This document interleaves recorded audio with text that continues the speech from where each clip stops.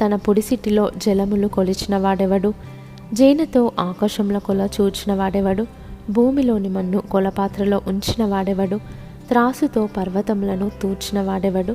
తూనిక చేత కొండలను తూచిన వాడెవడు? 18. కావున మీరు ఎవనితో దేవుని పోల్చుదురు?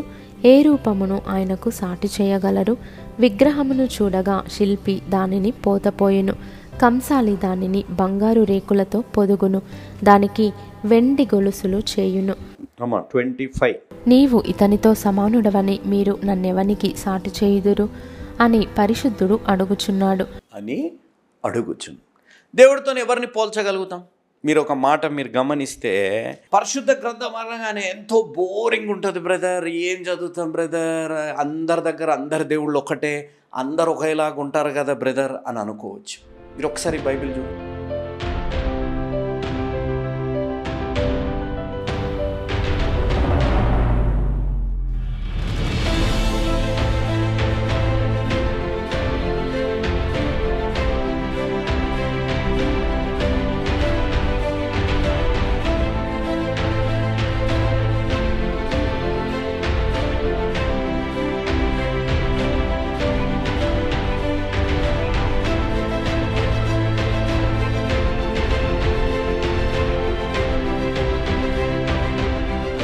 మీరు ఇక్కడ బైబిల్లో చూశారు కదా, దేవుడితో ఎవరిని మనం పోల్చలేం. మనము యేసయ్యతో ఎవరిని కూడా మనం పోల్చలేం. ఎందుకు నేను ఈ మాట అంటున్నానంటే, సాధారణమైన మనుషులతో దేవుడు అసాధారణమైన కార్యాలు చేసిన దేవుడు. ఆయన సృష్టికర్త అయిన దేవుడు, ఆయన సార్వభౌముడైన దేవుడు, సర్వశక్తివంతమైన దేవుడు అనేది మనం గ్రహించాలి. కానీ బైబిల్ చదవడం చాలామందికి బోరింగ్గా ఉంటుంది. ఏం చదువుతాంలే అనేది ఉంటుంది. నేను ఇక్కడ ఒక ప్రశ్న వేస్తాను. నాతో ఎవరిని మీరు పోల్చగలుగుతారు అనే మాట రాయబడ్డది కదా. నేను ఒక ప్రశ్న మీకు వేస్తాను.